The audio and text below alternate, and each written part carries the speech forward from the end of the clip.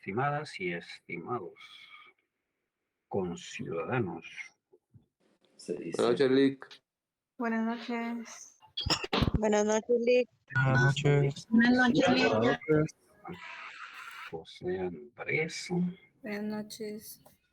Buenas noches, Brenda. Buenas noches a todos. Buenas noches, licenciado. Buenas noches, compañeras. Buenas noches, Eduardo.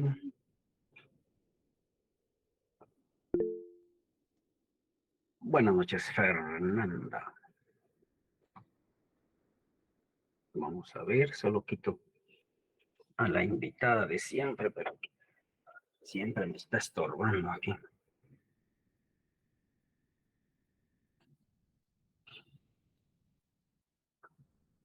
Bien, adelante. ¿Quién? Javier, ¿o fue por error, Javier?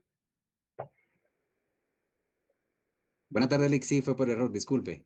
No tenga pena, pero si lo vuelve a hacer, Brenda Azucena la va a castigar. Está bien, Lick. Gracias. Ya le encargué a Brenda ahí que esté, pero ojo al Cristo con usted.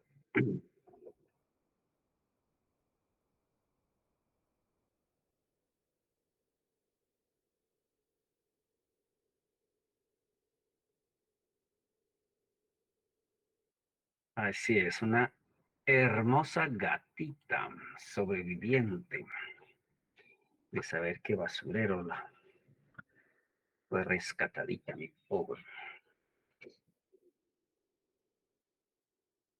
Muy bien, patojitos. El examen final, ya les comenté, va a incluir los últimos capítulos.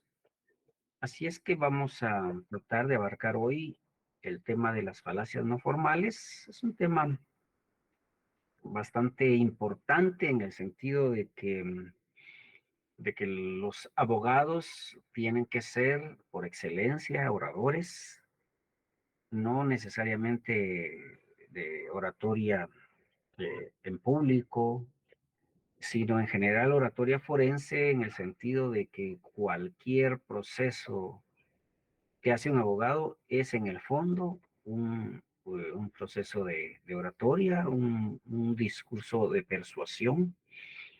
Y en ese sentido, pues,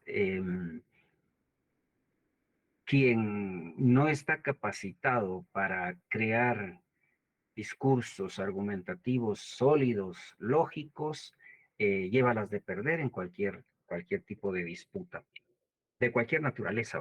Normalmente se piensa en un juicio oral y público, pero incluso en un acta notarial hay argumentaciones que deben estar bien fundamentadas. Entonces, el tema de la falacia también reviste importancia porque cuando nosotros hemos crecido en un medio totalmente ilógico, un medio en donde la lógica es el último recurso y lo primero es la magia, el pensamiento de la suerte, del ojalá, del primero Dios, y hasta de último ya vamos pensando en serio en argumentar, consolidar. Eso ocasiona que en general nosotros cometamos muchas falacias, es decir, que lo primero a lo que acudamos es a falacias, sin darnos cuenta la mayoría de las veces. Ahora cuando nos damos cuenta es porque sí ya moralmente estamos en la calle de la amargura. Por ejemplo, a ustedes me imagino que los torturaron sus profesores, dijeron, si no entregan las tareas tienen 5 puntos menos. Es una falacia que se llama de autoridad, ad verecundiam. También sus papás les han de ver asustado, te lo comes todo, si no, no hay domingo. Y entonces ahí iba a comer todo. Es decir, estamos tan imbuidos en un discurso prerracional o irracional que nos es difícil identificar el momento en donde nosotros mismos estamos cayendo en ese tipo de errores. Y por supuesto, en la vida cotidiana, aunque sí es deleznable para mí, bueno, yo me aprecio de que crié hijos muy racionales, ¿verdad? Porque casi nunca tuve, no sé si alguna vez lo hice, pero podría decir que casi nunca tuve necesidad de acudir a falacias para educarlos, para formarlos, y yo me deleito cuando platico con ellos porque pues ya sabemos que todo es racional y que no hay cabida a pensamientos fuera de la razón, como la suerte, como el primero Dios, etcétera, ¿verdad? Y eso, créanme, que genera profesionales de muy alta calidad. Es decir, profesionales que saben que una cosa, ahí sí que como lo dijo mismo el Señor, al César lo que es del César y a Dios lo que es del Dios. Y las ciencias son del César, digamos, es algo muy elemental. Si vamos a desarrollar una actividad académica, científica, profesional, pues tenemos que ser científicos, tenemos que desarrollar un pensamiento lógico. Recuérdense que no hay ciencia sin una base lógica. Entonces, incluso para nosotros es a veces revelador el entender que la mayoría o una buena parte de nuestras argumentaciones se escudan y se fundamentan en falacias. La falacia en general es un razonamiento incorrecto, es decir, la defensa de una tesis, de una teoría, de un punto de vista sin fundamentación. Por supuesto, hay por lo menos dos formas de falacias, las que son formales, que ya vimos en el capítulo 8. No sé si se recuerdan que conforme se iba explicando cada regla, se anotaba el nombre de algunas de las falacias. Y en ese caso, una falacia formal, pues es un silogismo, solo que con alguna regla que no se cumple, o con una o con más reglas que no se cumplen. Y también están del otro lado las falacias no formales, que son las que vamos a ver hoy, en las que, bueno, en general, cualquier falacia consiste en que la conclusión no se deriva de las premisas. Es decir, no hay suficientes datos en las premisas que permita llegar a la conclusión a la que se llega. O al revés, en la conclusión se llega a datos que definitivamente no están fundamentados en las premisas. Ahora bien, cuando se trata de falacias no formales, lo más común es que se utilicen para manipular, para engañar, para adormecer la conciencia, la razón. Y en este caso, pues ya interviene un problema ético. Es decir, si usted, a pesar de estar consciente de que está emitiendo una falacia, la emite, quiere decir que usted éticamente es una persona subdesarrollada. Es decir, es una persona que no merece ser un profesional. ¿Estamos? Yo siempre les hablaba, yo di clases mucho tiempo en la Escuela de Ciencias de la Comunicación, en donde la mayoría de estudiantes, pues obviamente se inscriben en publicidad, y la publicidad, como se conoce, es puro pensamiento falaz. Muchos de ellos lo defienden. Y por supuesto, cuando uno llega con un argumento sólido, pues sí se percatan de que no es ético. O sea, se puede hacer publicidad sin caer en falacias. Hay múltiples formas. Y creo que lo mismo ocurre con el derecho. Yo he visto, por ejemplo, cómo Curruchiche, que según él esgrime la defensa del Estado de Derecho y que, etcétera, cae en las falacias más absurdas cuando intenta justificar el por qué se persigue a Semilla y no a otros partidos, por ejemplo.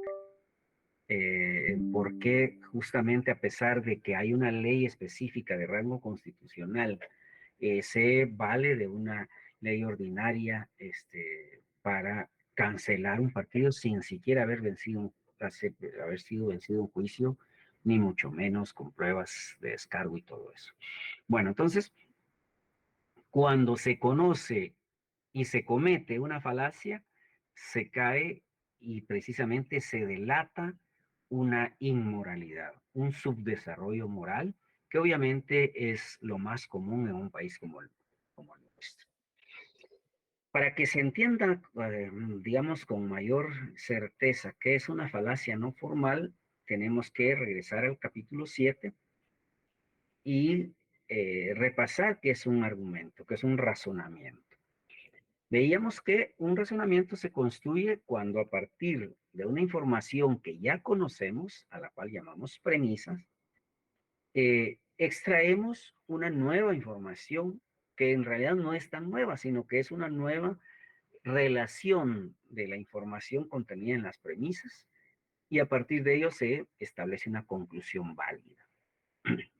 Los argumentos, cuando la conclusión está derivada necesariamente de las premisas, son válidos. Cuando no hay una congruencia, coherencia o validez entre conclusión y premisas, son no válidos. Este es el mismo ejemplo que está en el libro, en el capítulo 7 también.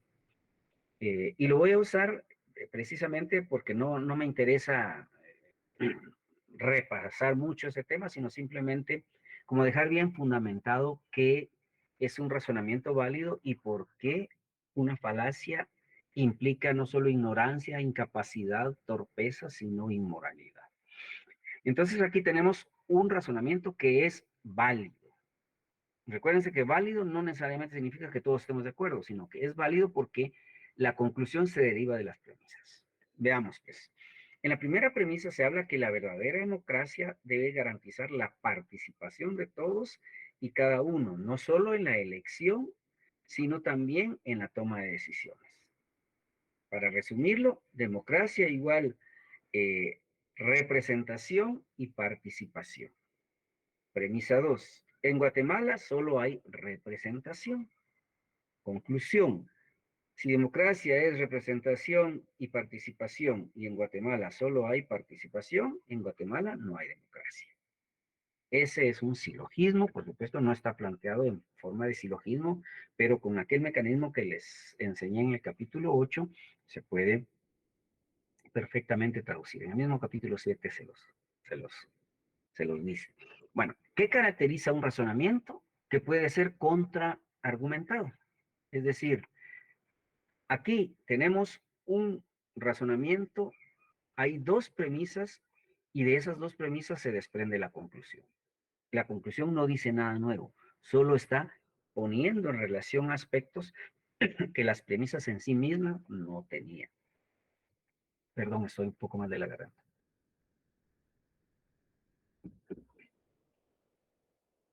Entonces, la característica básica de un razonamiento es que puede ser contraargumentado. De hecho, la altura moral de una persona se mide a partir de qué tan abierta está al diálogo razonal, al diálogo lógico. ¿Qué pasa? Ese razonamiento A es válido a partir de esas dos premisas. Y yo, personalmente, digamos, yo, Carlos Velázquez, estoy de acuerdo con el razonamiento A. Es decir, y ustedes lo pueden percibir ahora, nada que ver, una democracia en donde solo se nos llama cada 4 años para que ir a votar es una estupidez, ¿verdad? Es un circo, pero no es una democracia. Bueno, entonces, del lado derecho tenemos el contraargumento A, que también es válido. Es decir, es válido, pero yo no estoy de acuerdo con él. Y a partir de un debate, digamos que X persona aduce el razonamiento no A, yo aduzco el razonamiento A, podemos entablar un diálogo de altura, de respeto, y llegar a una conclusión compartida. Pero a partir de esa apertura al diálogo, que muy pocos pueden tener. Yo se los digo con toda la certeza, en una sociedad como la nuestra, que se fundamenta en el egoísmo, en el individualismo, en el pragmatismo, es decir, yo hago aquello que me conviene, digo lo que me conviene, etcétera. En una sociedad así es casi imposible dialogar. Se puede platicar con alguien, pero no dialogar.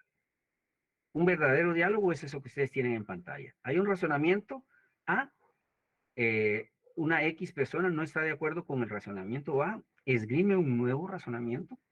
Dice, por el contrario, en Guatemala sí existe democracia, ya que la elección de los representantes significa un voto de confianza para estos, por lo que la participación de los ciudadanos una vez elegidas las autoridades se ejerce de forma indirecta. Si se dan cuenta, yo no estoy de acuerdo con ese argumento, pero está fundamentado.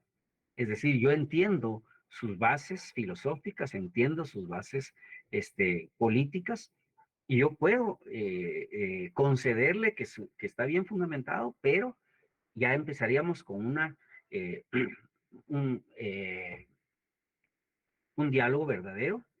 Yo aporto nuevas premisas, él aporta o ella aporta nuevas premisas y así hasta llegar a agotar el tema y que estemos ambos conformes, satisfechos con la conducción del diálogo. Pero cuando viene alguien inepto o alguien inmoral que empieza con, yo como soy doctor en no sé qué, les digo que esto es así.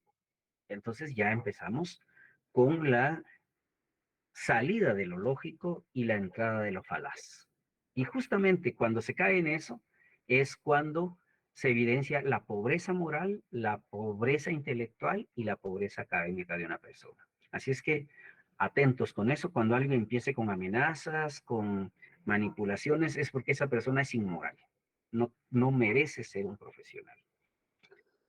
Este es justamente un ejemplo de un argumento falaz. Continuamos con el mismo razonamiento A, que parte de dos premisas y llega a una conclusión. Pero a este se le contrapone un argumento estilo fundación de terroristas. Aquí ustedes pueden ver, es falso de que en Guatemala no hay auténtica democracia. Quienes así opinan son unos comunistas resentidos. Lo único que desean son los fondos de la comunidad internacional. Entonces, ahí no hay, ¿de dónde se va a discutir ahí?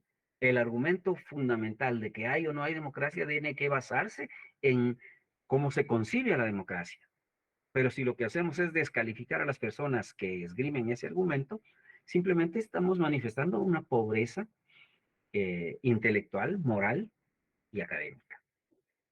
Bueno, entonces, en este caso son ataques a la persona. Pero, digamos, es este ejemplo en donde se da un argumento en contra de la persona. Hay otros que son los que vamos a ver. En lo que yo quiero que reparemos es que para diseñar una falacia hay todo un mecanismo del cual no siempre se está consciente. Como les digo, en el mejor de los casos no se está consciente, pero igual, no por ser menos malo, deja de ser malo. Es decir, un papá que no es capaz de argumentarle a su hijo de que coma sano, de que coma en unas horas específicas, de que cumpla con sus tareas, etcétera, y que todo se va a la pura amenaza, es un papá que le está haciendo mucho daño al niño. Aunque él piensa que lo está haciendo por su bien, en realidad le está haciendo mucho daño. Cuando un papá pierde la cabeza y castiga, o pierde la cordura y castiga, lo que está manifestando es una pobreza moral, aunque lo haga con las mejores de las intenciones. Estamos entonces, por eso hay que tener tanta precaución, lo delicado que es crear hijos frustrados, hijos que jamás van a desarrollarse plenamente, porque han sido atemorizados, han sido obligados, han sido, eh, digamos que, eh, eh, se me va la palabra en este momento, pero a quienes se les ha castrado intelectualmente, a través de mentiras, a través de falacias, a través de manipulación. Este es otro de los, digamos, ese ejemplo que tienen a la derecha, son casi literales palabras que un señor que desgració a nuestro estado guatemalteco, que se llama Álvaro Arzú, papá de un desgraciado que está en el Congreso ahorita, eh, y que estuvo ocupando la silla edilicia por como 20 años, y que robó a diestra y siniestra y que sigue robando su familia porque solo de eso vive, pues ante el argumento A, él escribió un argumento falaz B. El argumento A, quienes ya tienen algunos años, creo que lo pueden recordar, cuando el Ministerio Público realmente funcionaba y la CICIG realmente acompañaba, han encontrado evidencias que podían involucrar a Álvaro Arzú en actos de corrupción, por lo que se pide que se le sea retirado el derecho de antejuicio para poder investigar los hechos con más profundidad. Eso es lo que dice la ley. Si hay indicios eh, suficientes que pueden prever o que pueden fundamentar un acto de corrupción, pues la ley establece que en ese caso se faculta al Ministerio Público para que solicite que se retire el derecho de antejuicio y ya se puede investigar. Eso es un argumento. Pues. Pero el señor, yo recuerdo hasta los gestos, porque me acuerdo que fui a uno de los canales de televisión a hacer un análisis gestual, yo soy semiólogo, de Álvaro Arzú cuando llegó ahí y se descompuso completamente y dijo palabras casi como estas. Ese par de individuos son unos ineptos que desean dar otro golpe de Estado en Guatemala. El señor Iván es un extranjero a quien nadie quiere en su país. ¿Cómo pueden tener fundamento sus acusaciones de corrupción en contra de mi persona? Entonces, no sé si se dan cuenta, ahí hay una premisa, hay dos premisas y una conclusión. La conclusión es que no tienen razón quienes están pidiendo el retiro del derecho de antejuicio. Pero ¿cuáles son las razones que escriben? Uno, que son individuos, porque la palabra individuo lo dijo con un tono tan peyorativo, ineptos, que obviamente es peyorativo, y sobre todo la palabra extranjero que movía al sentimiento. Y todavía hay gente que se deja babosear con eso del nacionalismo y que no tienen por qué venir del extranjero a decirnos qué hacer, si nosotros podemos. Por supuesto, mientras un grupo de 20 personas tengan amarrado el destino del país, pueden decir nosotros podemos hacer lo que ellos quieran, lo que esos 20 países. En un contexto globalizado como el nuestro, pues ningún país es ajeno a toda la jurisprudencia internacional. Bueno, entonces el argumento B es un argumento falaz, puesto que primero no analiza el argumento que está criticando. No se mete a analizar qué dice la ley, por ejemplo, la ley de derecho de antejuicio, no se pone a la tarea de indagar cuáles son los elementos que pueden dar pie a que se solicite, etcétera. No, simplemente apela al sentimiento. En este caso, con la palabra extranjero está apelando al nacionalismo. Y como hay gente que se deja babosear por eso, ¿verdad? Piensan que ser patriota es cantar un himno de los criollos o izar la bandera o poner la mano así. No, ser patriota es construir un país mejor, un país en donde no haya tanta injusticia, tanta inequidad, etcétera. Bueno, pero muchos sí se dejan babosear así, porque como desde el primero de primaria nos ponen ahí a cantar un himno que ni entendemos, porque ni siquiera es parte de nuestra idiosincrasia. Entonces confundimos ese patrioterismo con nacionalismo. Pero lo fundamental en una falacia es que la conclusión no se fundamenta en las premisas. No tiene nada que ver para, para contrarrestar o contraargumentar. ¿Se recuerdan en el verdadero debate de las dos primeras, de los dos primeros argumentos sobre la democracia? Ahí sí había diálogo, había altura, había nivel, porque cada uno se esforzaba por fundamentar a través de premisas válidas, conclusiones también válidas. En cambio acá no, solo se dedica a descalificar el señor Arzú, que el diablo lo tenga en el infierno, porque no se puede pedirle que Dios lo tenga en su gloria. Yo no creo que haya un Dios que pueda perdonar a esos seres que hacen tanto daño, que viven de la miseria ajena. Eh, eh, yo no creo en Dios, pero si creyera en Dios, pues pensaría, no puede haber un Dios que perdone a esa gente. Bueno, entonces, híjole, ya sé, por estar hablando mal de Dios, ¿ya vieron? Castigo divino. Ya se me arruinó mi mouse, ahí está. Entonces, el mecanismo es ese. Se olvida del argumento en sí y se dedica a atacar. En este caso he usado dos ejemplos de falacia en contra de la persona, de argumento en contra de la persona, porque son los más sencillos, o bueno, los que a mí se me ocurrieron. Casi todos son sencillos. Entonces, ya con esa base, yo esperaría que ustedes tuvieran más o menos claro cuándo se está ante una falacia y cuándo se está ante un argumento válido.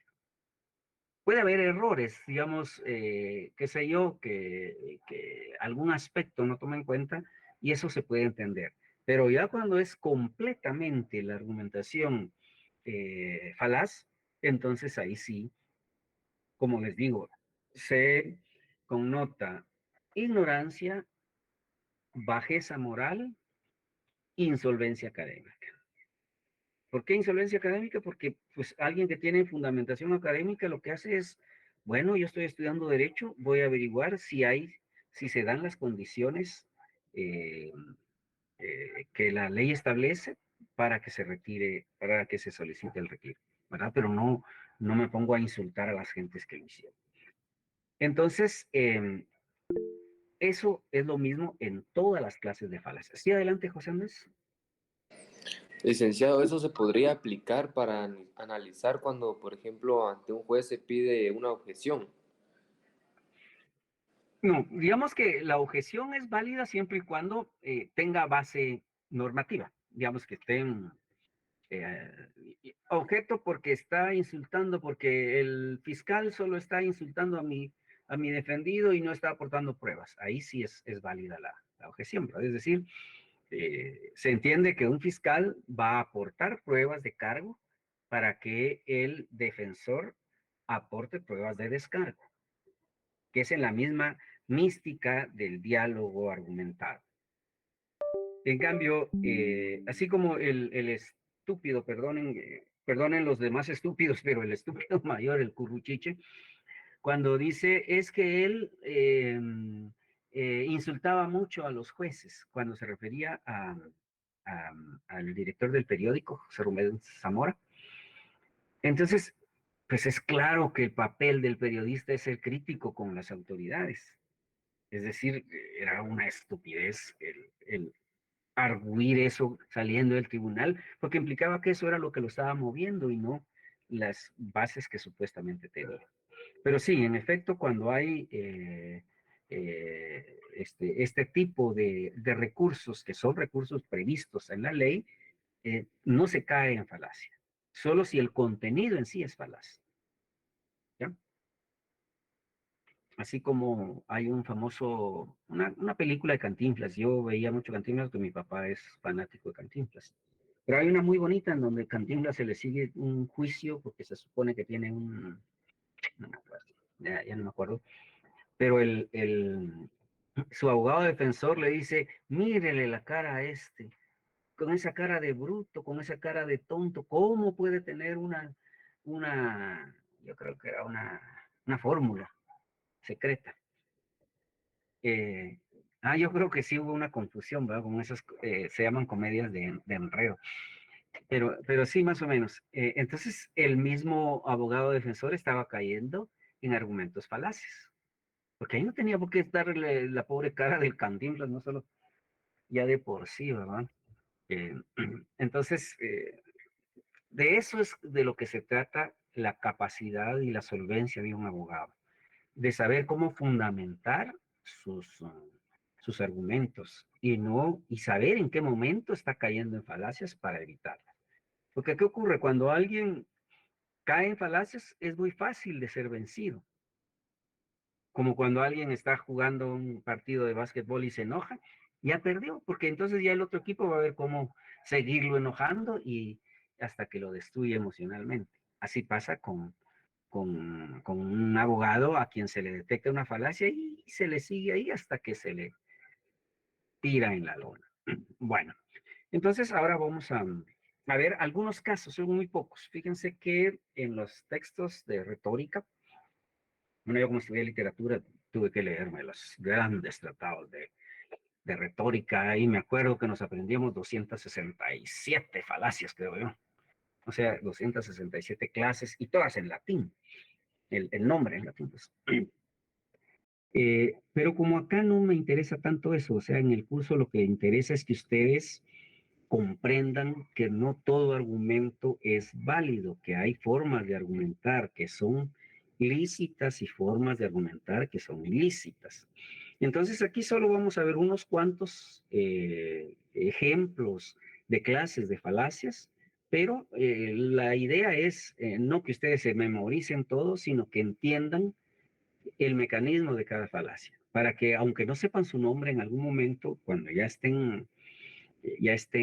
esté ejerciendo su profesión o en cualquier momento, sepan identificarlas y sepan también contrarrestarlas.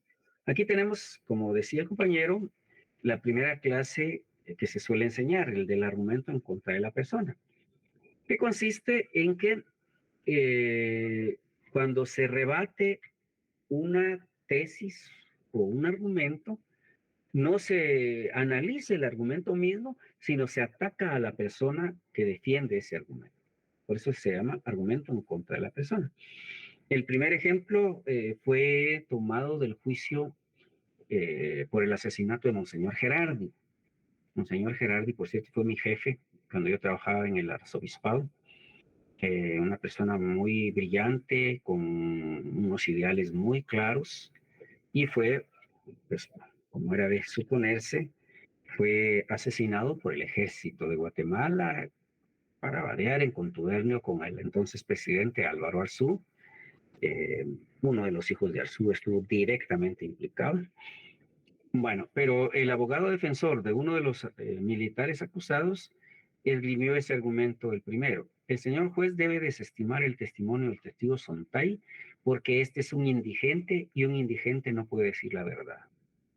¿Se imaginan ustedes qué estupidez? Imagínense que ustedes van por la calle, está el indigente que se acaba de encontrar un relojito y le preguntan qué hora es, y él dice, son las 6:12. Y ustedes le dicen, no, como sos indigente, no tenés la razón, no son las 6:12. ¿Verdad que es una estupidez? Pues ese es el tipo de falacias en contra de la persona, porque una persona, por ser indigente, no deja de ser persona, no deja de ser humano. Entonces, cuando en un argumento se ataca a la persona y no al argumento, se cae en el argumento en contra de la persona. Igual ocurre en el segundo, que fue un caso, ya no me acuerdo, pero fue en los años 90 cuando se estaba recuperando el tema de la reforma agraria y se argumentó algo así. El proyecto de ley que pretende promover la reforma agraria no puede ser coherente, puesto que fue presentado por un diputado que todos conocemos como borracho y pendenciero. De nuevo, no es que yo esté defendiendo a los borrachos, ¿verdad? Pero el que alguien sea borracho en sí mismo no le quita validez a un argumento. Por ejemplo, la reforma agraria en casi todos los países desarrollados del mundo se ha llevado a cabo desde una visión puramente capitalista, como se estaba llevando aquí en Guatemala en el 1952. ¿Verdad? Por chatez mental de los gringos, abortaron nuestro único momento de primavera democrática, precisamente por la reforma agraria. Pero acá lo que importa, lo que interesa es que el hecho de que un diputado sea borracho o pendenciero no le quita ni le pone calidad a sus argumentaciones. En todo caso, habría que analizar qué dice el proyecto, qué contradicciones tiene, qué elementos que violentan la Constitución contiene para poder refutarlo, pero no refutarlo insultando a quien hizo la ponencia. Mi estimado Carlos Armando, por favor. Buenas tardes. Este tipo de falacias se da, ¿en qué ámbito se da más o en qué rama, perdón, en qué área de lo que es el derecho? ¿En lo penal, laboral o en todo lo que es las diferentes áreas? ¿O solo en una en específica? No, yo diría que se da en todas. Bueno, como ustedes saben, yo no soy abogado y no, pues obviamente, solo por mi relación de amistad con muchos abogados, medio puedo ir dando algunos ejemplos relacionados, pero pues por simple conocimiento común, digamos, general, cultura general, Pues sí, puede haber, bueno, yo he visto pues falacias en lo notarial, en, en lo, en lo laboral no se diga, en lo civil más. Por ejemplo, yo estoy en proceso de divorcio y vieran qué cantidad de falacias ha habido, es decir, en todos los ámbitos. Yo normalmente tomo ejemplos del ámbito penal porque son los que para mí se me hacen más fáciles, ¿verdad? Pero yo solo ahorita pensando por ejemplo, una masacre que hubo en contra de dirigentes sindicales de Coca-Cola en los años 80 y que todo el proceso jurídico se basó en puras falacias. Y en contra de las personas, porque se les acusaba de comunistas, de ser guerrilleros, etcétera, pero nunca se argumentaba el por qué sí tenía validez la huelga que promovieron, y como les digo, terminó en una mesa. Muy bien.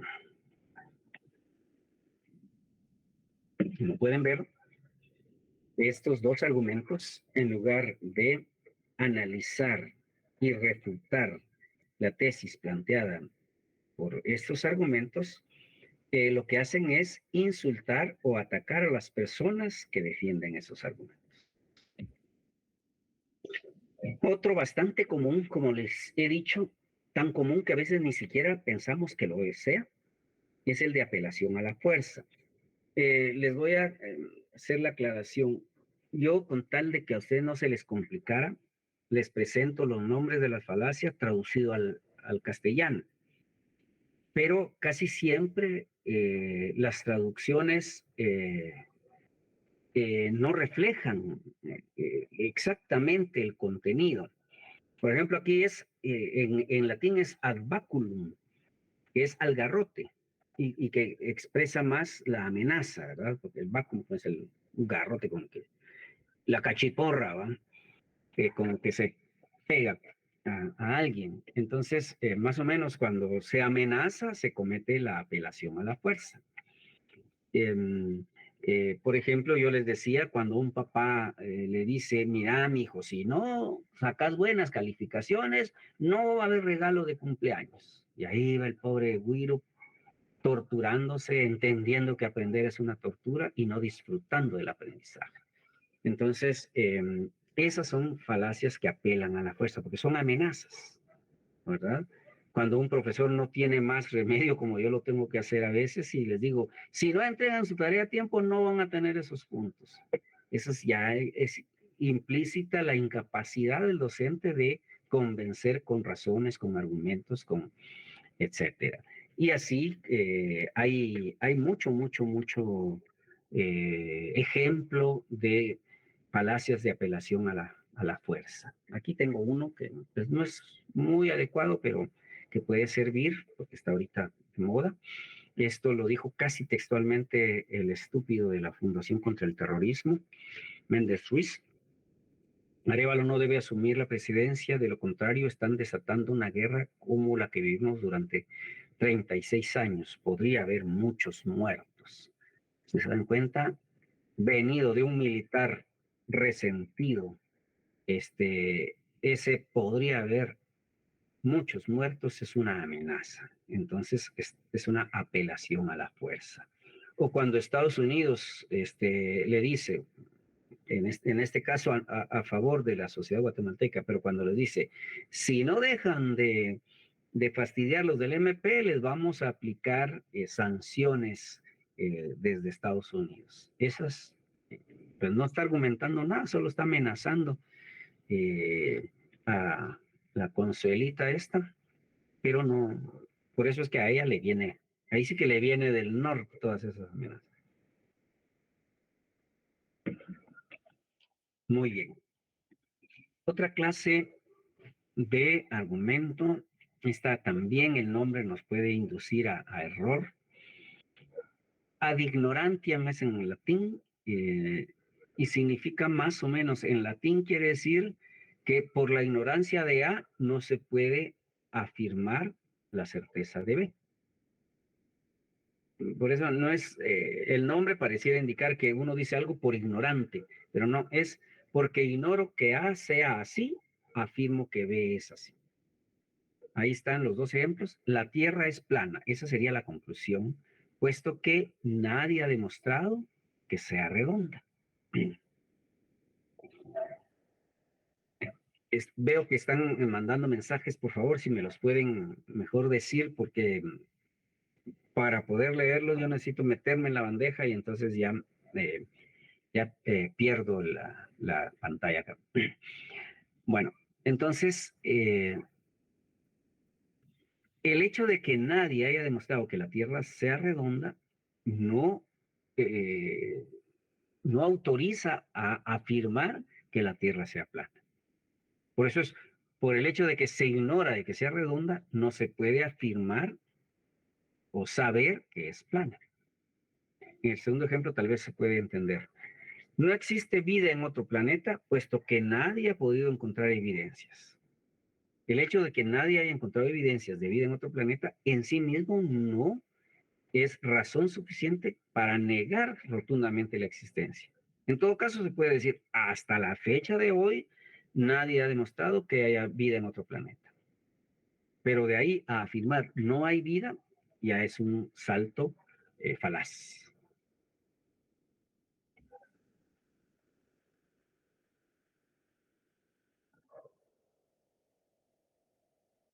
Como ven, la falacia ad ignorantiam se basa en la negación de algo, permite afirmar lo opuesto. ¿Se recuerdan que la regla 3, la regla 5 del silogismo decía que tiene que haber al menos una premisa particular, afirmativa? Y en este caso la premisa es negativa y a partir de una premisa negativa se llega a una conclusión afirmativa. Eso sería, en resumen, la falacia ad ignorantiam. Ad misericordiam, apelación a la misericordia. Aquí sí está bien traducido el nombre, apelación a la misericordia. Esto, vieran cómo tengo de inundada mi bandeja de entrada con este tipo de mensajes. El profesor debe ponerme buena nota en el curso, porque si no lo gano, perderé un año y tal vez me retiro de la carrera. Entonces, ahí se está apelando, se está moviendo a la piedad, a los sentimientos, pero no se está argumentando con razones académicas.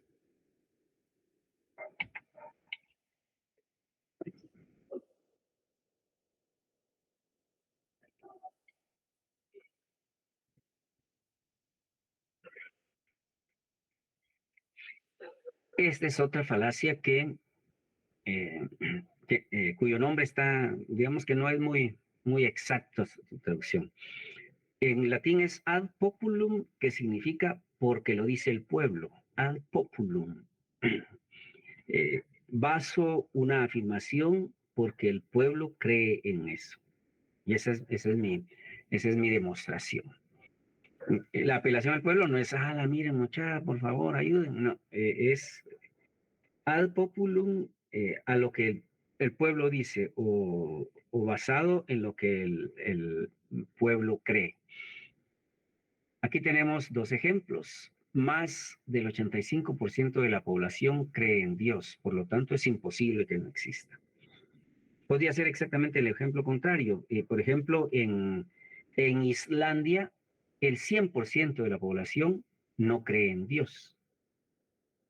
Pero ni el 100% de Islandia que no cree en Dios es causa suficiente para afirmar que Dios no existe, como tampoco el hecho de que el 85% de la población crea en Dios en estos países es suficiente argumento como para demostrar que sí existe.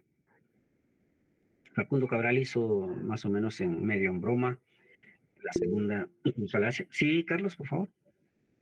Esto sería similar como, por ejemplo, cuando la mayoría de la población están convencidos, por ejemplo, de una afirmación, por ejemplo, la pena de muerte va a reducir la violencia, ¿verdad? Exacto, sí. No, qué buen ejemplo encontró Carlos, hermano. Como la gente, sin analizar jurídica, social, culturalmente, antropológicamente, dice, es que si matan a todos los asesinos, ya se va a acabar. Por supuesto, y como todos creen en eso, se piensa entonces la pena de muerte es buena, ¿verdad? Es un excelente, excelente ejemplo y una buena acotación, Carlos. Adelante, Selene. Es como dicen eso de que muerto el perro y se acaba la rabia, ¿verdad? Aplicado a una falacia de No, apelación al solo pueblo. Bueno, lo que menciona, sí, digamos que la fundamentación de ese criterio de la pena de muerte, sí, sí, por ahí van, pero que no tiene ninguna. De hecho, en Estados Unidos, los estados en donde está permitida la pena de muerte es justamente en donde más homicidios hay. Dicho en otras palabras, en ningún país del mundo en donde la pena de muerte es aprobada ha reducido la criminalidad. Porque eso es como decir, bueno, eso es causa falsa, ¿verdad? Un asesino no es asesino porque por iluminación diabólica lo sea. Es asesino porque la sociedad está descompuesta. Es la sociedad la que está enferma y dentro de la sociedad, pues el asesino en sí. Pero si la sociedad sigue enferma, pueden matarse 1 millón de personas que va a seguir surgiendo asesinos. Si no, vean ustedes el caso de Estados Unidos, que es una sociedad neurótica, enferma, psicótica y todas las enfermedades mentales. A cada rato se oye que un adolescente robó el arma de su papá, porque en todas las casas hay armas, y va y mata a la maestra o a un amigo a un compañero que le hacía bullying, etcétera. Hay tantos casos que pues obviamente ponen en relieve que no es en sí el sujeto concreto el que está provocando su ser de asesino. Es la sociedad la que vuelve asesinos a muchos de sus integrantes. Y es más, la mayoría de nosotros puede ser asesino en potencia porque vivimos en una sociedad que acepta la muerte como algo normal. Ya ven cuántas veces han metido en agenda legislativa proyectos de ley para que se perdone a los genocidas, a los que cometieron delitos de lesa humanidad. Porque eso es cabal una forma de decir, la muerte está permitida, señores, sigan matando, que no va a haber castigo posteriormente. Bueno, entonces, pero eso ya son comentarios sociológicos que poco tienen que ver con la filosofía y menos con las falacias. Lo cierto es que en una falacia de ad populum se fundamenta un argumento en lo que el pueblo cree, en las creencias populares. ¿Ya? Por eso, si fuera válido este tipo de fundamentaciones, pues diríamos que existe la Llorona, ¿verdad? Porque la mayoría de la gente cree en la Llorona, sobre todo en las áreas rurales, o en el Sombrerón, o en todas estas leyendas, que obviamente son producto de la imaginación del pueblo, con sucesos que tal vez tienen algún vestigio de veracidad, pero que obviamente ya no existe esa señora que anda gritando ahí, mis hijos.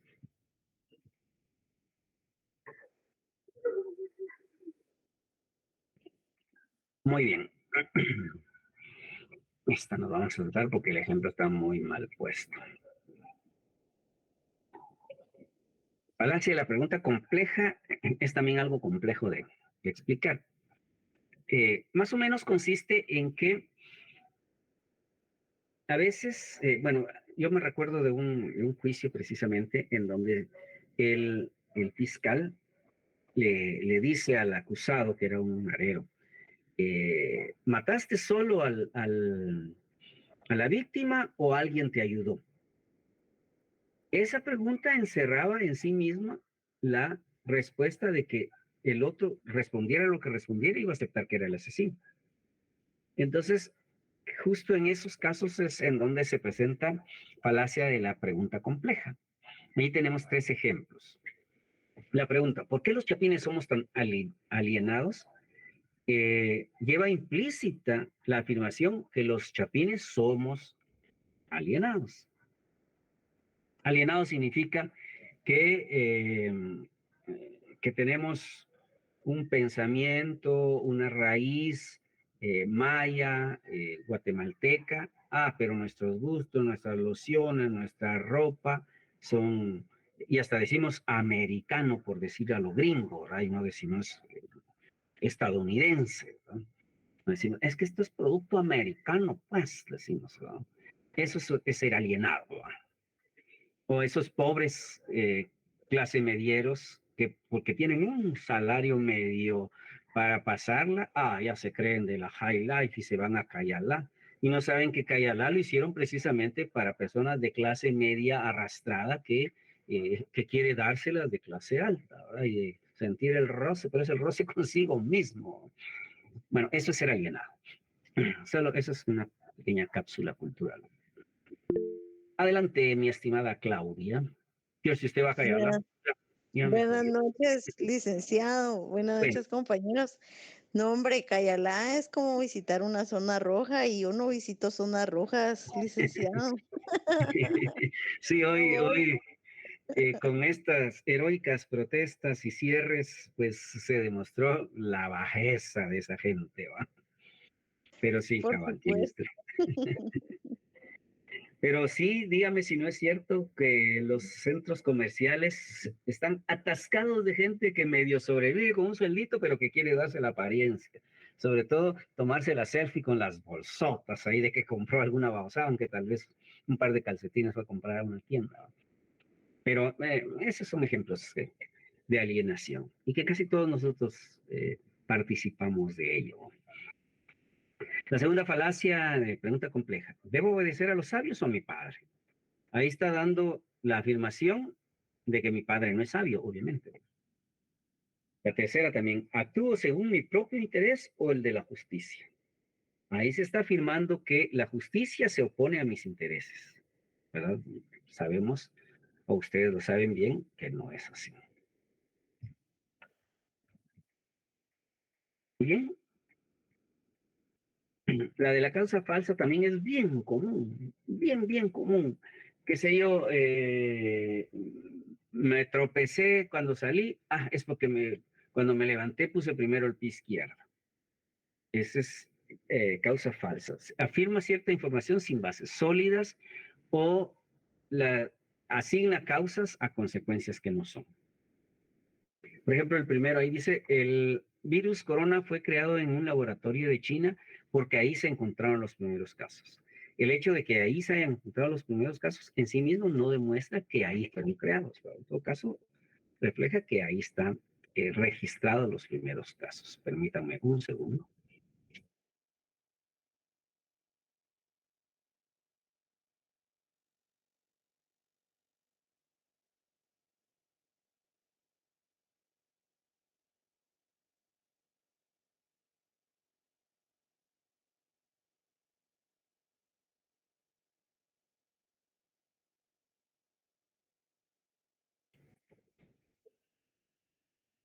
Bueno, entonces, estoy perdiéndome.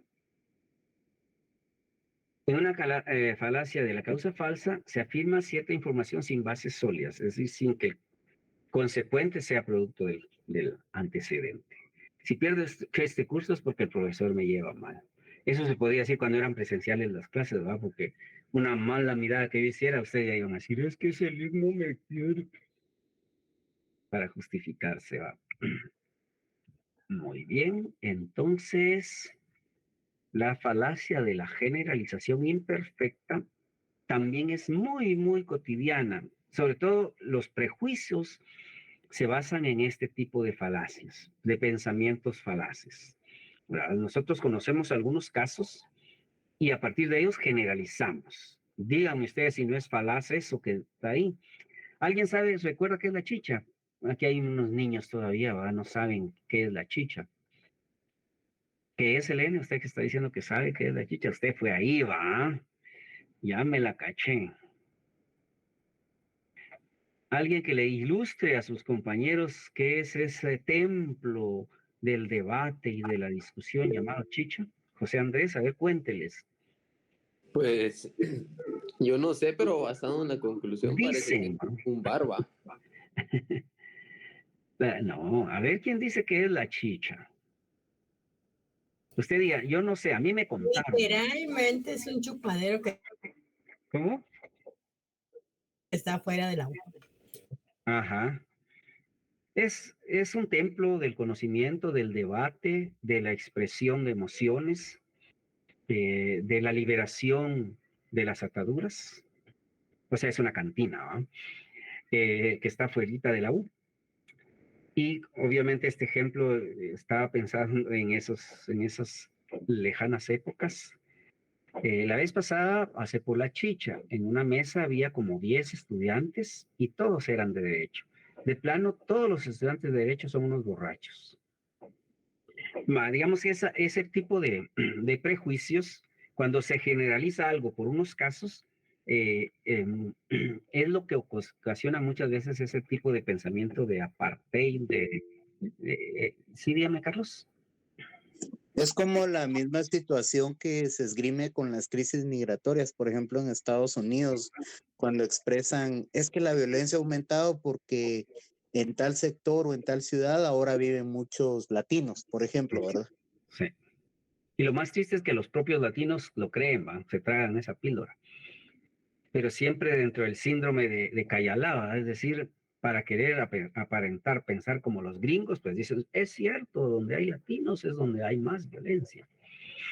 Muy bien, gracias Carlos. Usted ha estado, pero mire, puntual y preciso en sus intervenciones. Gracias. Igual el segundo a mí me duele bastante porque yo adoro México, yo viví exiliado 6 años ahí, conozco profundamente a la gente, el corazón tan solidario de los mexicanos. Ustedes no tienen idea, ese pueblo es verdaderamente solidario. Pero aquí en Guatemala, por ejemplo, uno de los primeros choques que yo tuve con la sociedad guatemalteca fue eso, que aquí lo mexicano pareciera como crear repulsa, pero es por ese tipo de prejuicios de generalización imperfecta. Es cierto, hay mexicanos malos y lo más probable es que, por ejemplo, todos los que intenten pasar se van a encontrar justamente con los mexicanos malos, ¿va? Pero eso no quiere decir que todo el pueblo mexicano sea malo. Yo diría, y se lo digo con profundo respeto, la sociedad mexicana es más solidaria que la sociedad guatemalteca. Es menos egoísta, menos individualista. Hay mucha corrupción, hay muchas cosas negativas, pero tiene muchas más cosas positivas. Están un poquito adelante que nosotros en casi todos los aspectos. Bueno, pero eso es solo un comentario aparte. Aquí la falacia es, he visto que comentaristas deportivos mexicanos son unos abusivos, como Faitel, ¿cómo es Faitelson? Y odian a todos los que no sean mexicanos. Seguramente todos los mexicanos son iguales. Ambas son falacias de generalización imperfecta o falsa generalización, puesto que a partir de unos casos se generaliza hacia todos. El conocimiento de unos cuantos casos se presume una afirmación que abarca todos los casos. Muy bien, jóvenes, eso es lo que quería compartirles por hoy. Por favor, resuelvan los ejercicios, ya saben, espero que a estas alturas ya sepan que para aspirar a que nos vaya bien en el examen, pues un buen camino es resolver los ejercicios, resolverlos bien, por supuesto. Pasen muy bonita noche, vayan a comer algo, nos vemos el lunes, espero que haya clases el lunes. Lunes va a ser Jueves. 30. Jueves, ¿verdad? Si nosotros tenemos martes y jueves. Gracias. Entonces nos vemos el jueves. Cristina Velázquez. Cristian Velázquez, dígame. No sé si me podría quedar hablando unas cosas con usted al final de la clase. De una vez, aquí las cosas se hablan claro y pelado, a cartón quitado. Solo para preguntarle si va a haber examen extraordinario. ¿Ya fue ayer? Ayer fue. ¿Ayer fue? Es que le comento mi situación. El día del examen, pues yo no pude hacerlo